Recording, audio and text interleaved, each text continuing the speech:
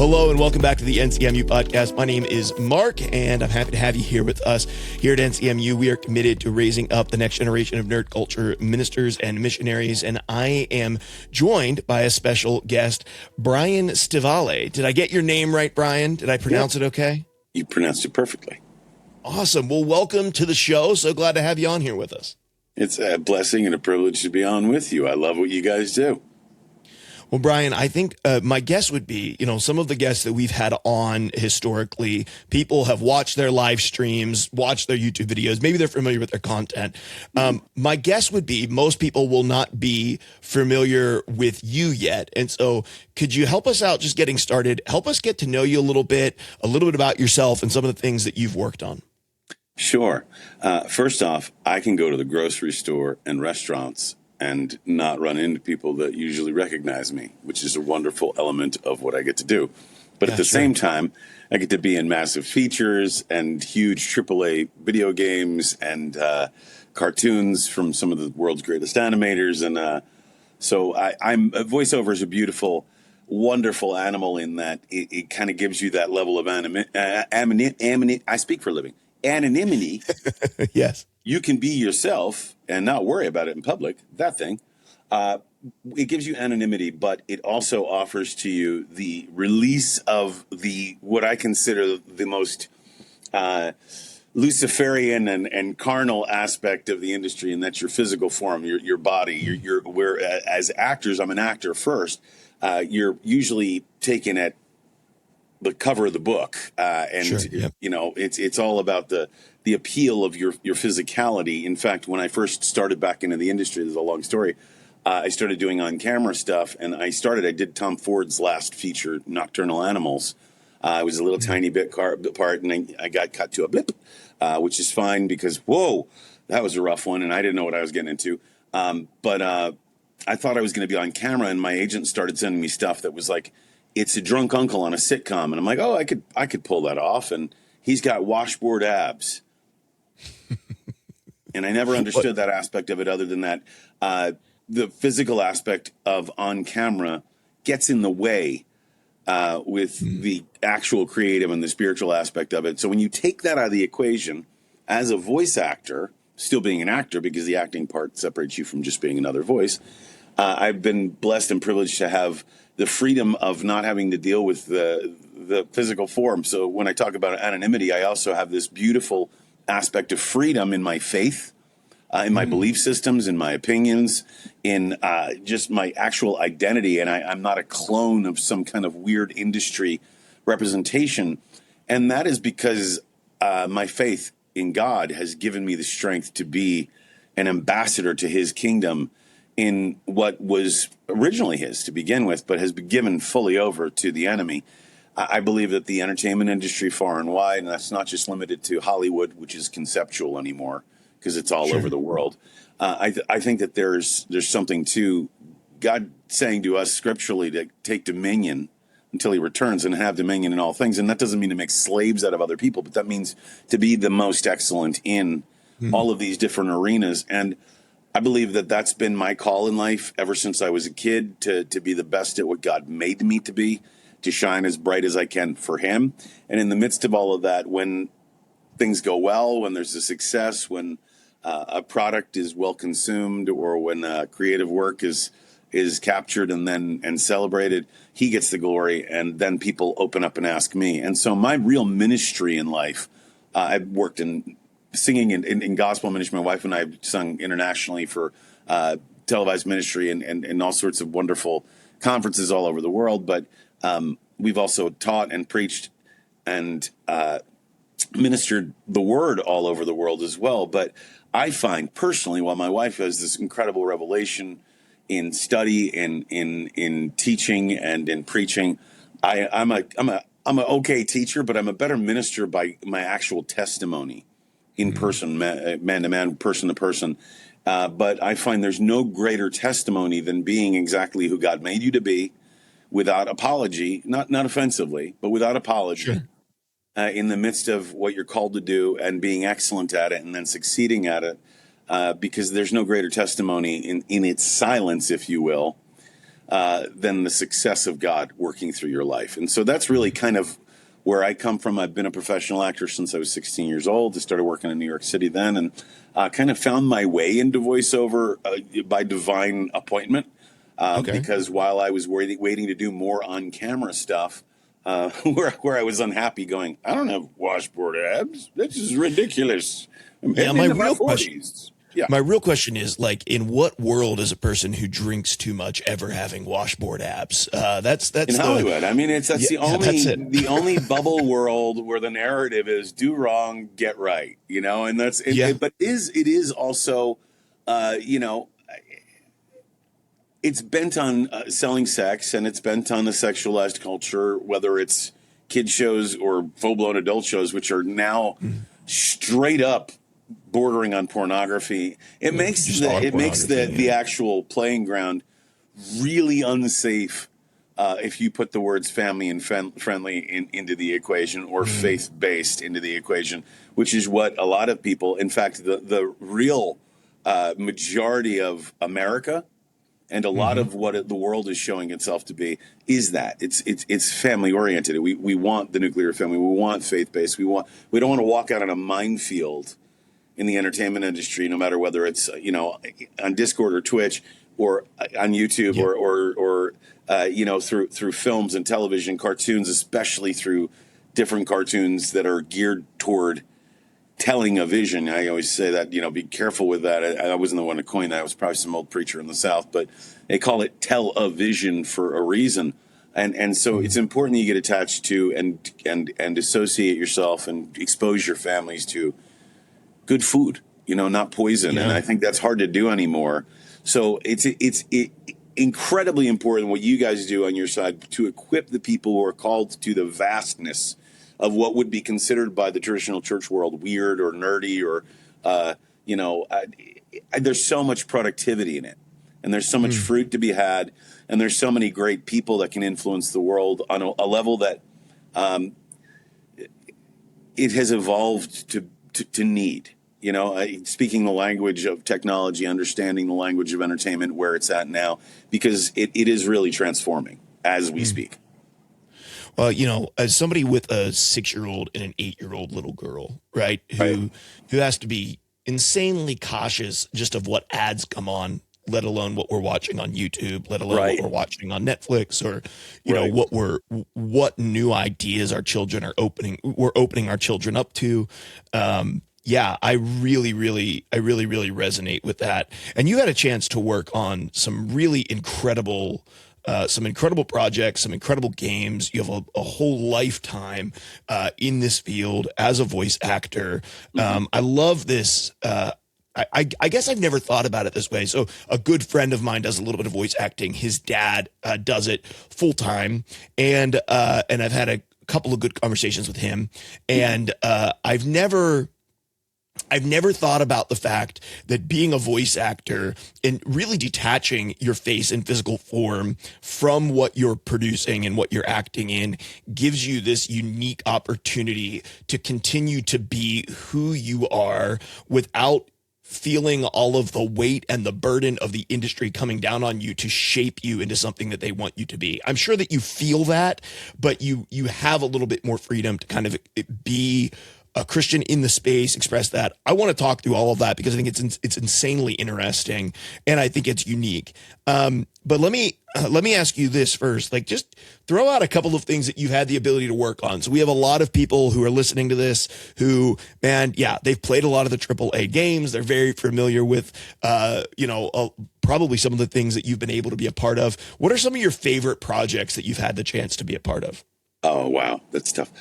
First of all, what you touched on, we should really grab a hold of that for a minute or two. But I'm privileged to kind of span across the panoply of what there is to do in voiceover. I kind of do everything across the board, even into an industrial, although I find myself doing more what I want to do now rather than what I have to do, which I'm blessed to be able to say. I love doing cartoons. I love doing animation. My favorite one that I'm a part of is Butch Hartman's latest cartoon. He's got new ones coming out, but his latest cartoon is called The Garden. It's perfect for kids. It's for little ones. It's gospel based. It teaches the gospel on every episode. It is about Lenny and Lucy, Lenny the lion and Lucy the lamb. They live in the garden. It's a very Butch Hartman-esque Garden of Eden world. And every day they work for the boss. That's me. I play the boss, who is God.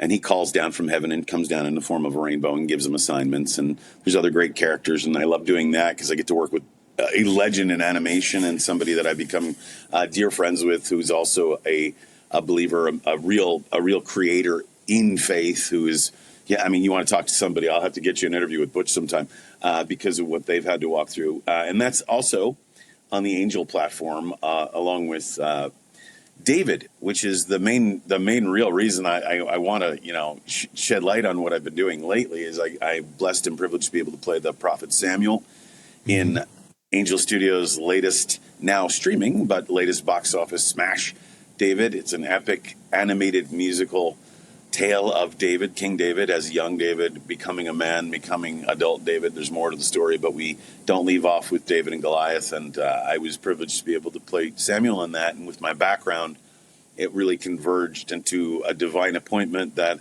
has really reached the equivalent of the greatest opportunity I've ever had in my life. And everything kind of converging spiritually, naturally, artistically at once into a project that I have absolute healthy pride over.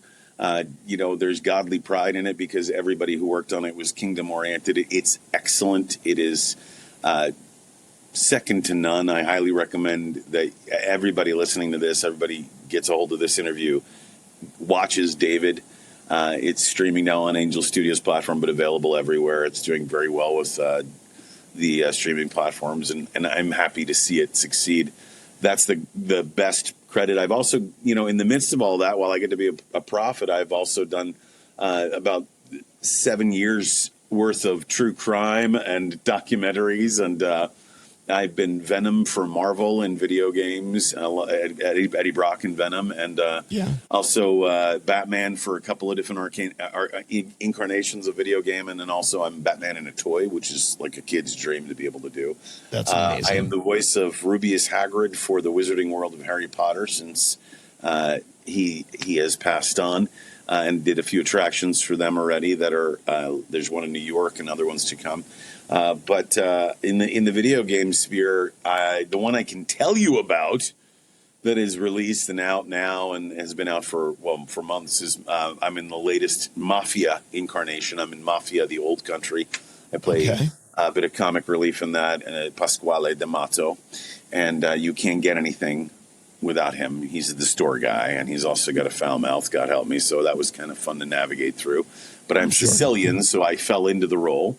But I'm in a couple of other two, three AAAs that are coming out that I've signed NDAs on. But you can imagine what they are. I'll leave it at that, and that's all I can say. Otherwise, they'll come after my family. Okay.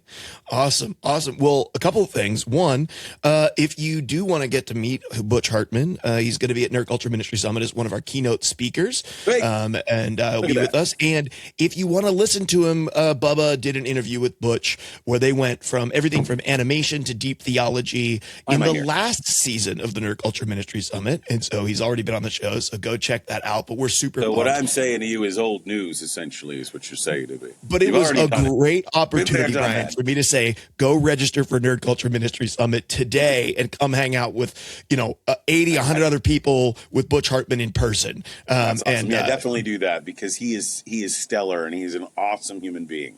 He is tremendous to meet, and also a pastor. That makes quite a few of us out there.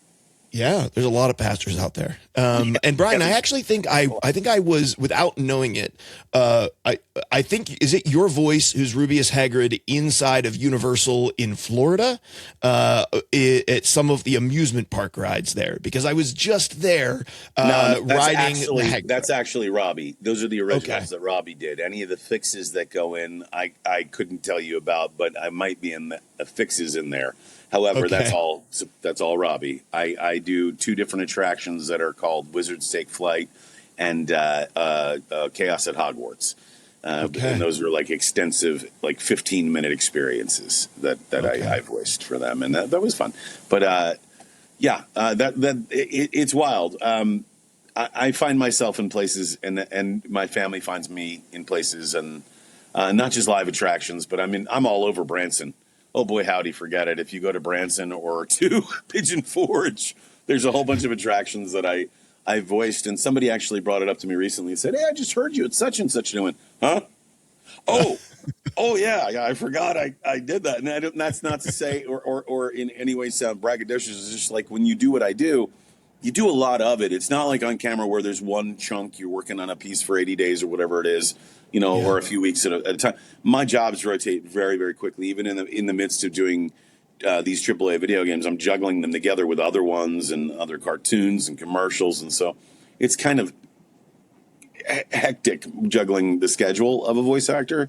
So even with Samuel, even with David in production as a voice actor, I was in and out of the studio a lot for different aspects of it, and there were different time periods that went by, and then I'd go back in, and we go back in to do edits, et cetera, and so forth. So it's different than on camera in that regard.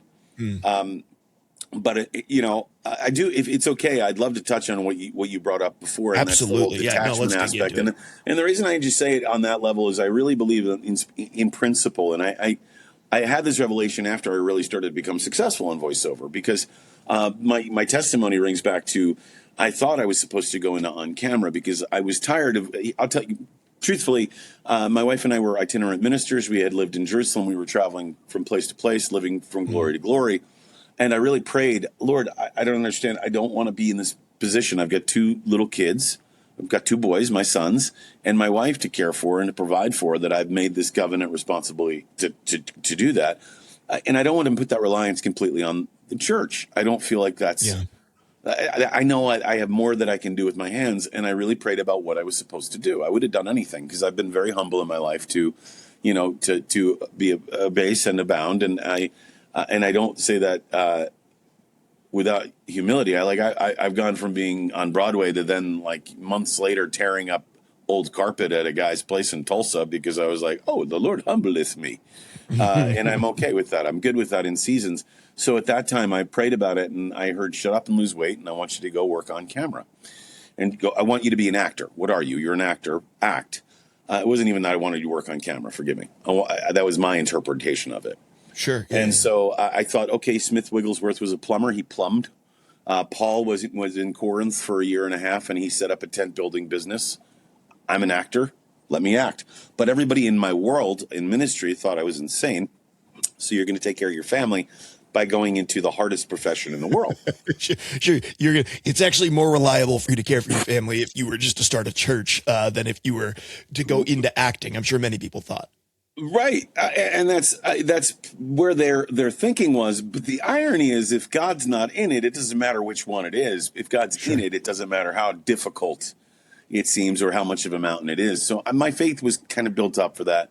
I also was confident that was what I was supposed to do my entire life. And I felt like, if this is what I'm doing to go back to that, I'll do it now with a different heart.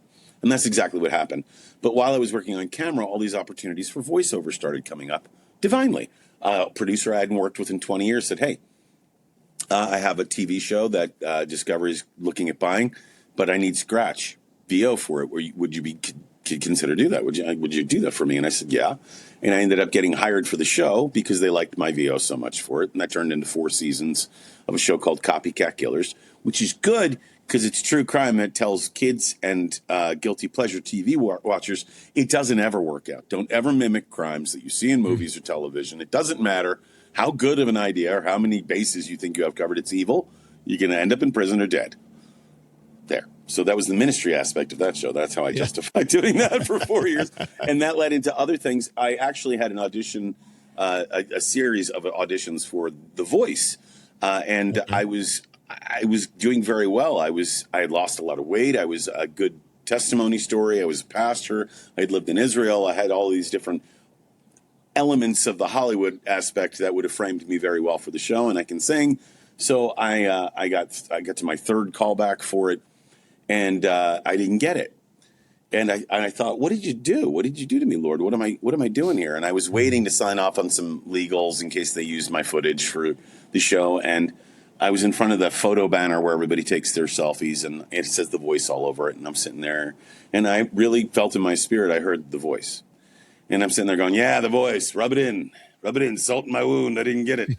But it really kept on repeating and repeating and repeating until I realized, oh, the whole voiceover thing. Oh, okay. And I had gone home that day and literally landed on a phone call. Hey, they want you for this series. They're going to do 12 episodes. Are you willing to be a voice actor for a while? And my wife turned to me and went, you think you want to focus on that for a while? And so I have since then, and I haven't looked back.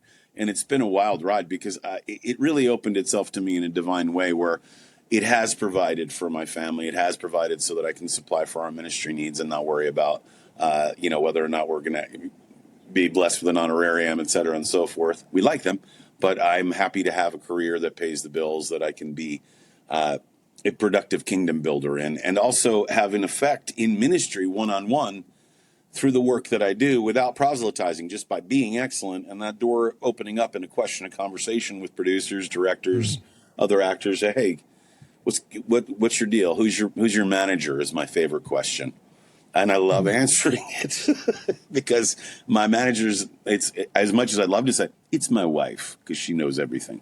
It's the Lord, and if there's ever proof of that, David was, because I felt every step of David and my involvement in it, and every step that they took production wise from Sunrise Animation and Angel Studios was one of executing God's order and his steps. The timing was divine. Everything about it was amazing. And, that's why I feel like there's validation if you're really called to do something, even if it's unorthodox in the church world, and you can really affect the world, go do it. Yeah. Go do it and be a light. And if it's the darkest place, be the brightest light. I love the metaphor of light and darkness, because I think a lot of people go out with flashlights in the daylight, and it's great, but you're burning the battery for no reason. And it's the dark places that absolutely need it. Oh, but those are dirty and Hollywood's evil. Yeah, because we were letting it be so. But when it was established, it was called Hollywood Land. It was a Christian retreat, and it was built with the idea of being a place of holiness, a place where there. So the concept of the geography is there.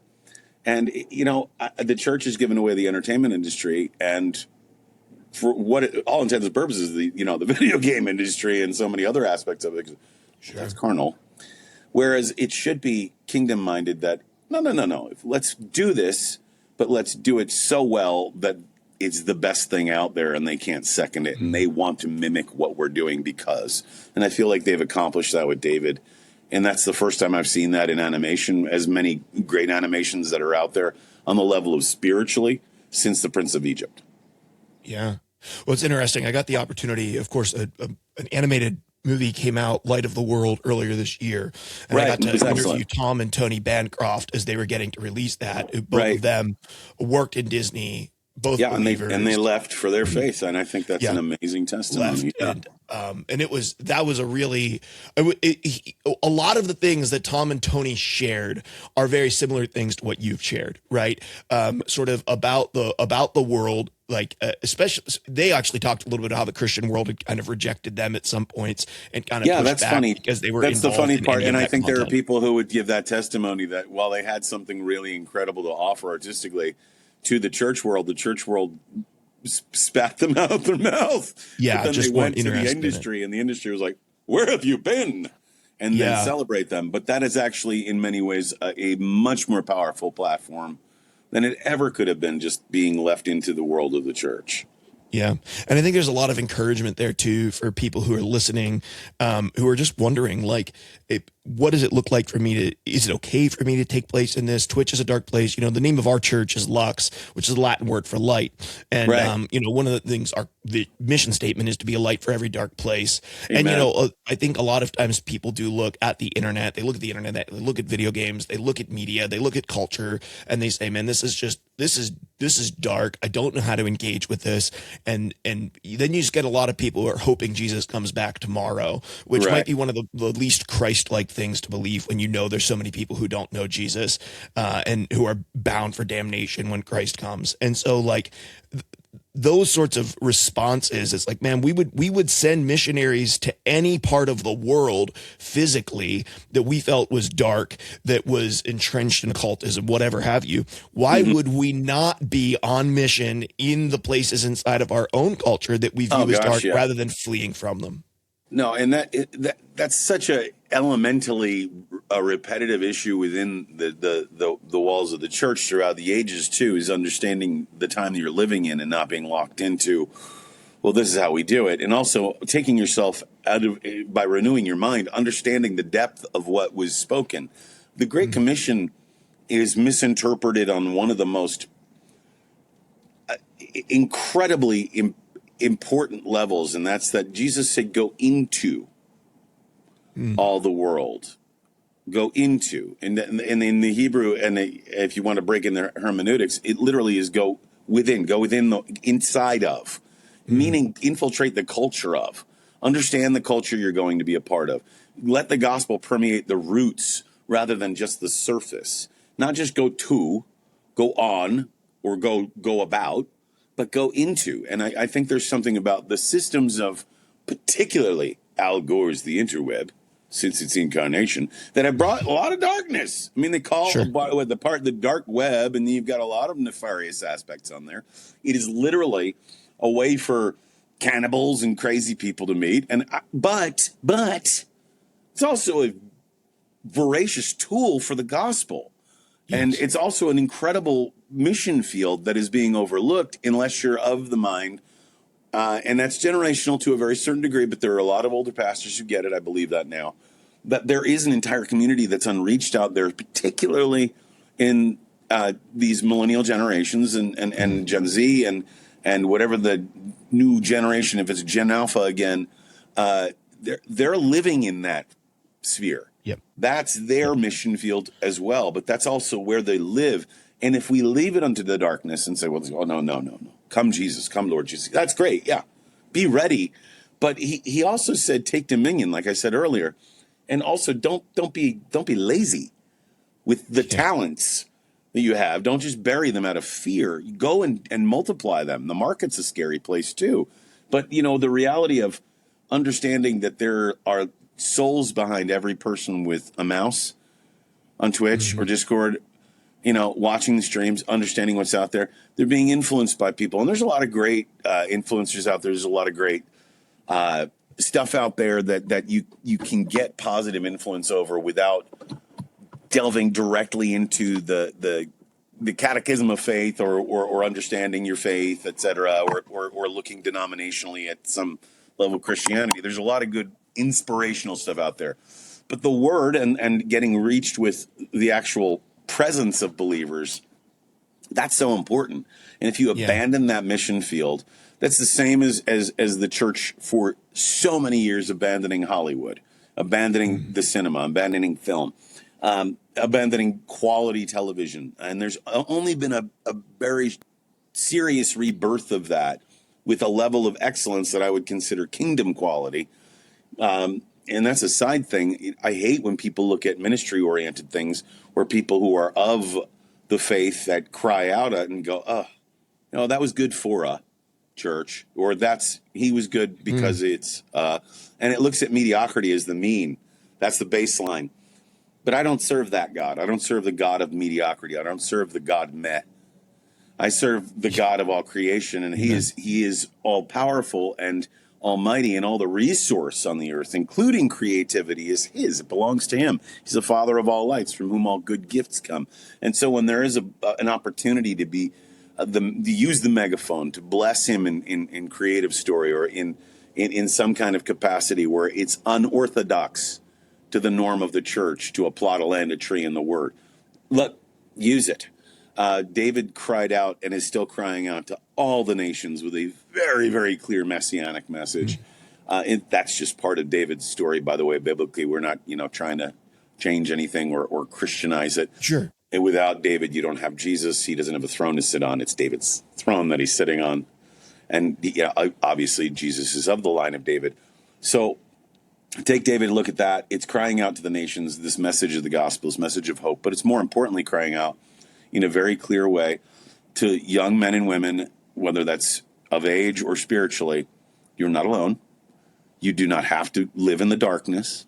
You can follow the light. You can find peace in life. You can find your purpose in life. And when you find your purpose and recognize that you have a calling, there's still a shepherd over you who's truly watching out. And that's where I bring the manager side of the industry into it, is God is my manager in everything that I get to do.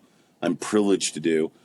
As long as I continually go back to source and remember that there's something I'm doing about my work that is kingdom oriented on a daily basis, as long as I stay focused on that, that lamp unto my feet never goes out, even in the darkness of this industry. And I tell you, man, recently I did an awards show circuit and excuse me, for voiceover as I cough.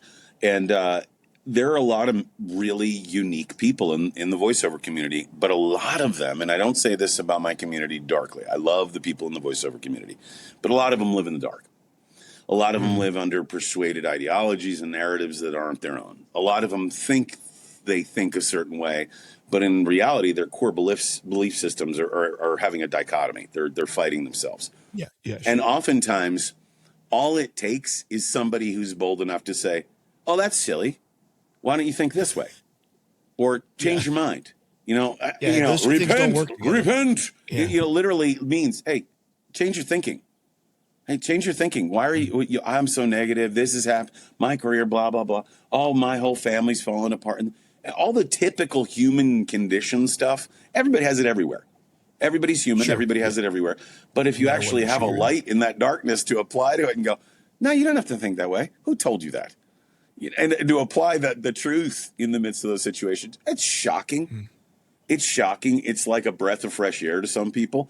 And I had that experience in so many different instances. But in the same instance, I would say this, and I'd say this to the people that are listening about the community, if you're afraid to go into it. Paul was afraid when he was starting his missions, particularly, and I think it was about Corinth. I keep going back to that. I probably have my mind fixated on Greece today. Paul was prompted by the Holy Spirit to not be afraid. I'm not sure if it was Corinth. Forgive me if it's not. Because God had many people in that city. And, spiritually speaking, that, wherever God has ordained you to go or called you to go, and that's a prompting. That may not be that you hear some audible voice of God. You may just have a knowing in your spirit that this is what I really feel I'm drawn to do. This is what I'm supposed to be doing. This is the desire of my heart that I believe God has implanted there. Then you shouldn't be afraid if God has ordained it, because he has many people in that city. There are more people that are believers in the industry than you'd imagine. It's funny. I don't feel at this point in my life, I'm over 50 and I kind of hit I don't care. And I know that's terrible, but there's like also a freedom to that where you're going to go Google it anyway. So I may as well just tell you full out who I am, what I believe, and that I'm an artist. But aren't you supposed to be this and this? And no, that's a cookie cutter. Throw that out. This is who I am. And that's what makes me different to this industry. And you have permission to be that as well. I love that. Brian, I think when people you speak with such boldness, and you could preach about a good many of the things that I get a chance to go in front of churches and talk about. I wish I could just take you along with me. We could just talk about this with church leaders and church planters specifically. But a lot of the people who are, maybe they're listening, maybe thinking about being at NCMS and those sorts of things, they're wading into this and they feel that tension of it being a dark place and wanting to be a light in it. But that is fraught with moments of discernment, right? And whether that moment of discernment is, do I put the Christian tag on my Twitch stream? Do I talk about Jesus in my YouTube videos? Do I express my faith on my podcast? Do I even review this game because of its rating or because of its content? Sure. You talked a lot about your manager's Jesus, right? Your manager's God. He's helping to direct this. But you've probably also had a lot of those moments of discernment throughout your career. And maybe today you can be picky, but you did get into it because you had to support your family as well at one point, right? Yeah, for sure. And so how did you wade through some of those moments of discernment of what am I going to lend my voice to? Because although people won't know my face, my creator will. How did you go through some of those moments of discernment? I would say, especially early on as you were getting started. Well, as that's a good voice one, because I think that's where that's where you start, is early on. And that's when you are in that position where you feel that you need to take and do and be everything and just say yes, yes, yes, yes, yes. From the very beginning, I think because I kind of had a restart, it was like almost having a nap in the middle of my life. Not that ministry was a nap by any means. It was work, work, work, and be all over the world and be squeezed like a lemon. It was just like a different life, and then reset. And going back into the industry, the discernment I had from years of failure and, faithlessly being in the industry, because when I left the industry, it was after I got saved. I had about a year or two in the industry where I was really operating out of a saved heart and a transformative heart. But picking it back up, I never auditioned for anything I'm not willing to be a part of. And that's why it's important to read all the information on the audition call. Don't just read, hey, oh, cool, big, look at that dollar sign, or what scale it is that they're going to pay at. I always look at the material, look at it, what it's for, the end in mind. My agents, no matter whether they're in New York or my other agents, in Canada, I have agents, like a fleet of agents up there. If they're submitting me for something, they know not to send me big pharma unless it's a cure, which is very rare that you see that. They never send me erotica, which, believe it or not, there's a whole erotica market in audiobooks. They don't send me audiobooks in general anymore because I'm old and lazy, and get off my lawn is about the extent of my commercial usage. So, and I also like to make commercial money over audiobook money. God bless the audiobook people. They work very, very, very hard. And some of them get paid more than others, which is why they should do it. But others just no. For me, that wasn't my thing. But like material in advance was big. And I learned that the hard way earlier on in my voiceover career. There were some things that I got attached to that I'm like, what am I doing? But I did have a battle just on the level of understanding who I am. Because I've always played either a little bit off, dark characters, sinister characters. I played a villain a lot. I usually have been the bad guy. I'm the heavy. Okay. And that my voice carries that as well. So I was doing a lot of dark material, not holding back from saying anything about the character stuff I was doing. I was doing a lot of characters in video games that I was like, well, this is like borderline demonic. But, everything prayerfully at that point, it didn't affect me until I got to the point where I got really labored by all the murder in true crime, because I was doing three different true crime series at once and repeating all of these horrible things that had happened. It was bearing on my soul.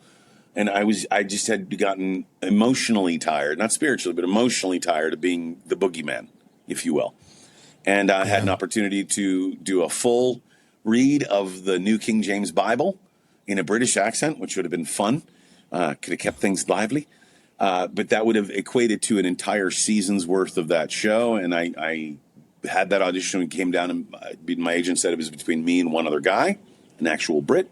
And I was hanging in the balance, and I prayed and prayed, and I said, Lord, please let this happen. And it didn't happen. And then that literally 5 minutes, I'm not kidding, 5 minutes later, my producer from Copycat Killers, one of my other true crime shows, called me and said, you're not going to believe this. Discovery just ordered the most shows of any show they've ever ordered from us for our show. We're going to be on for 2 more seasons minimum. And I was like, no. Oh, no. Like I felt like I was being, oh, you're mocking me. And I literally went into prayer and through, I'll be honest, I was crying. I was angry crying, but I was crying. I was like, I don't want to be the boogeyman anymore. And I literally heard in my spirit, but Brian, I made you the boogeyman. I don't want to be the boogeyman. No, I made you the boogeyman. What does the boogeyman do? And it was at that moment I had great revelation. The boogeyman scares the hell out of people. He scares the hell out of people, not into people. That's not the way it's supposed to work. If it was somebody who was fully evil or enjoyed reading this material, that spirit would come across. It would be forever recorded and repeat itself on other people. Instead, my voice is filled with the Holy Spirit. There's a lot of material I get to do that I can walk through, wade through, and walk out of, knowing I haven't served the devil, but rather served God, by showing the allegory of how bad the dragon is versus being the dragon. And I that was a real battle for me early on, but always choose your material carefully.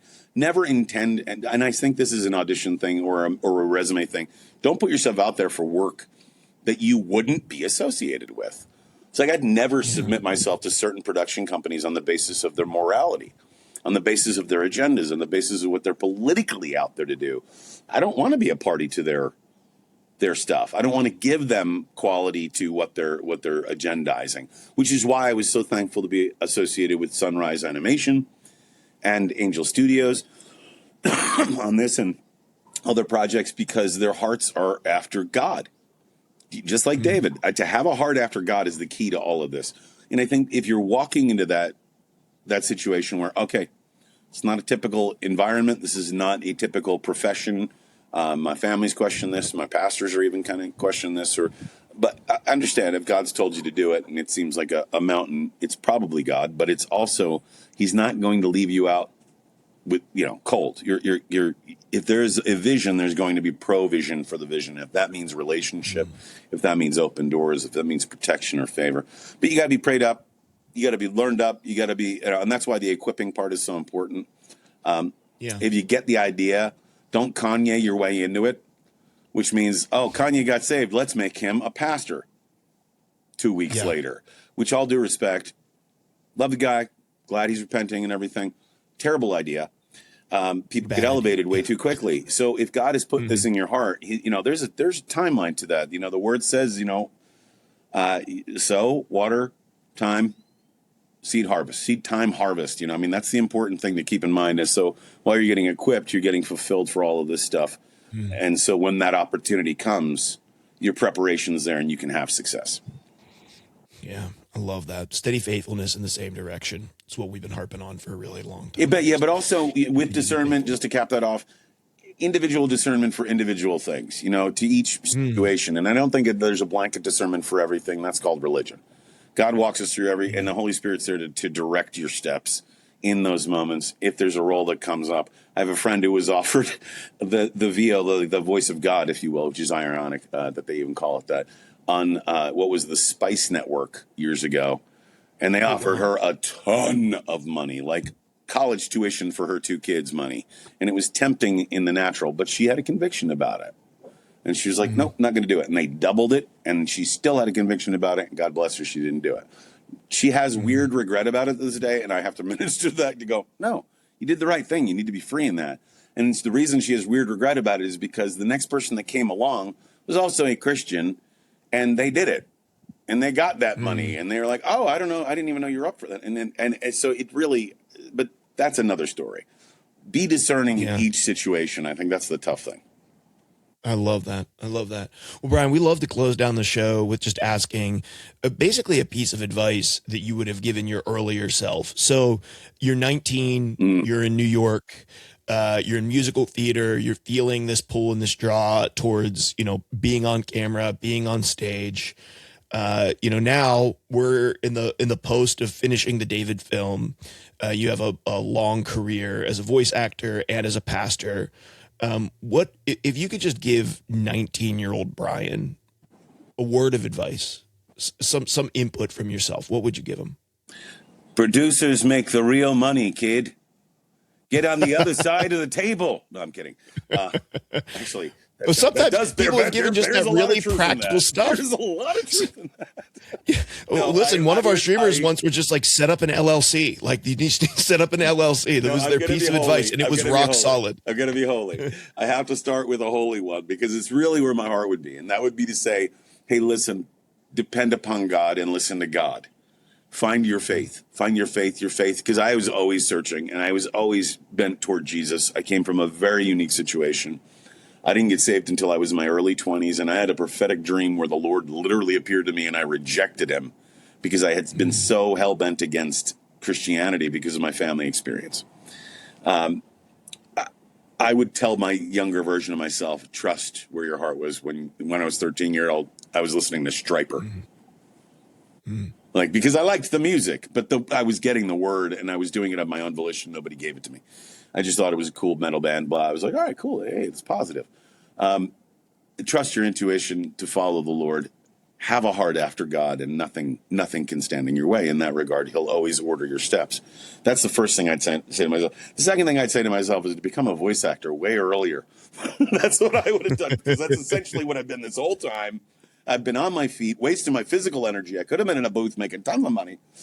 But yeah, but the faith aspect is the biggest one. And I would say that to anybody young. Trust your faith is your guide in this. Even if it's unpopular, unorthodox, and ugly to them, it's ugly to them because to those who are suffering, the message of the cross is foolishness. But to those of us who are being saved, it's the very power of God. You'll see that actively in your career. You'll see that in your path and your purpose if you trust in the Lord with all your might. Amen. I love that. Well, guys, if you're listening to this, this has been such an awesome opportunity to hear from Brian. Brian, to hear from your heart. It's not often that you talk to somebody who you can hear. And you know what? I say it's not often, and it's become alarmingly common. But it's like, I didn't think it was going to happen when we were doing this show and stuff. But how many people who've been in the space of entertainment, but also share this pastoral heart has been really profound. It was really profound talking to Butch in that way and hearing somebody who, like, he's been in this industry for so long, but also has a heart of a pastor. Absolutely. Right? And it's been the case for people who are streaming to 30 people and people who have a storied career in voice acting now. Right. And it's really cool to see the unique variety of people that are called. And so if you're here and you're listening, I hope that you really enjoyed this. Brian, thank you so much for coming on the show. Thank you. This was a real pleasure. I apologize for talking too much. No, you did great. The point of an interview is not that I have to talk so much. No, but sometimes I just feel, I can hear my wife going, would you let him ask another question for the love of God? Well, you know what? My wife says the same thing. I do a podcast and she'll be listening from the floor above and she'll say, did you actually let the person you were interviewing have any part of that? Weren't you're the interviewer, Mark, not the interviewee. So I can resonate with that. Listen, in closing for the episode, guys, there's still tickets available for the Nerd Culture Ministry Summit in Colorado Springs, Colorado, inside of a freaking castle, inside of Garden of the Gods at Glen Erie Castle. Not only will you get to hear from Butch Hartman and people like Chris Skaggs from Soma Gaming and Imladris, but then you'll also be able to be part of some incredible workshops like Denver Moore, who will train and equip you to really up your game when it comes to YouTube and content creation. Then you get to break bread with people who are of your tribe when those people are hard to find. We go out to dinner for the evenings, come back and worship. We have a board game shop and card game shop that's being set up in the lodge that you'll be staying in. You can go to ncmsummit.com and pick up your tickets. We're going to be there. We just condensed it to April 15th and the 16th is the main days, but the 14th the 14th and the day after the 17th, we're also going to be around and hanging out. So come on out for that. You're not going to want to miss it. And you get to play Dungeons and Dragons inside of a stinking 3-story stone castle, which that is really hard to beat. So go to ncmsummit.com and sign up for the Nerd Culture Ministry Summit. Thank you so much for listening to this episode of the NCMU podcast, and we'll catch you back here on the next episode.